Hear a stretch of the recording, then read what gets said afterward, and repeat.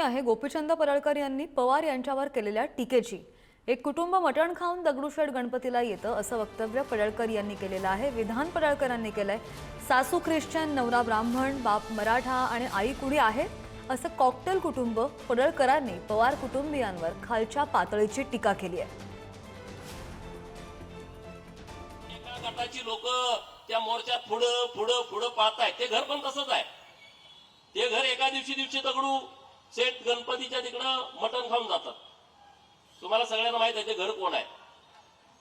त्याचे सासू ख्रिश्चन आहे, नवरा ब्राह्मण आहे, बाप मराठा आहे, आई कुणी आहे, असं कॉकटेल घर आहे।